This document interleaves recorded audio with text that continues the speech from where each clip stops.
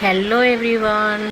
Vibrate machine का use क्यों करते हैं और क्या फ़ायदा होता है इसके बारे में मैं बता रही हूँ।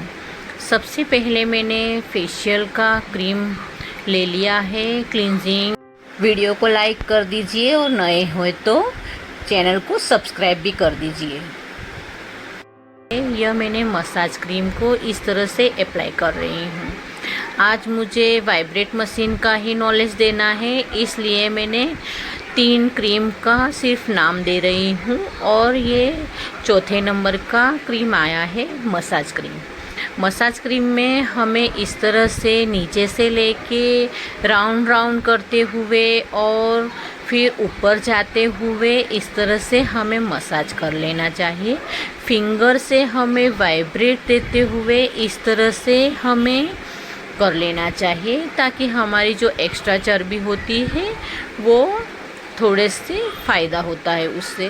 और नोज़ पे और इस तरह से गालों पे और अच्छे से राउंड राउंड करते हुए मैं आज एकदम ही स्लो में ही बता रही हूँ, ताकि आपको फेशियल के स्टेप किस तरह से करने चाहिए वो आपको अच्छे से मालूम हो। फेस का जो मसाज किया और हमें कान भी साथ साथ में ले लेना चाहिए। अब हमने मसाज करने के बाद इस तरह से वाइब्रेट मशीन को ले लिया है और राउंड राउंड क्लॉकवाइज और एंटी क्लॉकवाइज भी इस तरह से हमें फेरना चाहिए।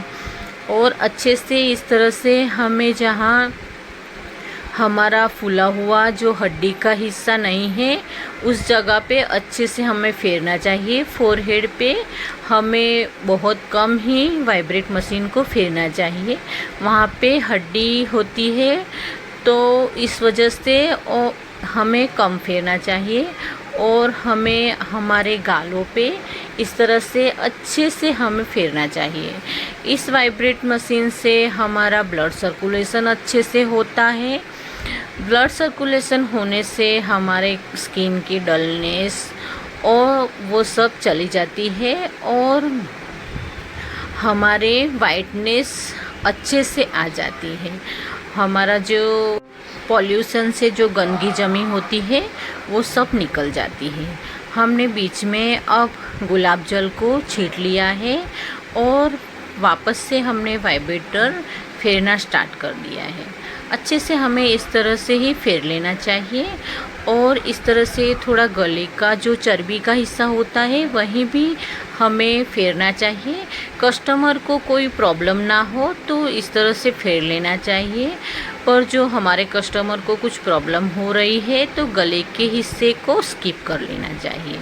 ये हमारा वाइब्रेट हो गया है और यह क्रीम एकदम ही एब्जॉर्ब हो गई है फेस में।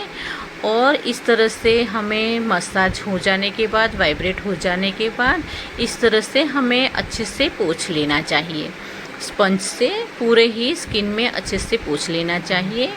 और यह हमारा ऑलमोस्ट फेशियल कंप्लीट हो गया है और हम लास्ट में फेस पैक लगाएंगे।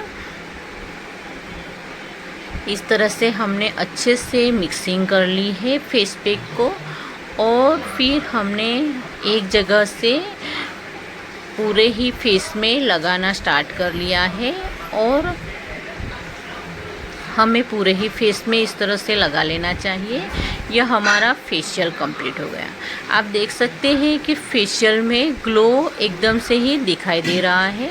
मैंने बिफोर फोटो नहीं लिया था, इसलिए आपको मालूम नहीं पड़ेगा, पर उसको फेशियल करते करते ही ग्लो दिखाई देने लगा था मुझे।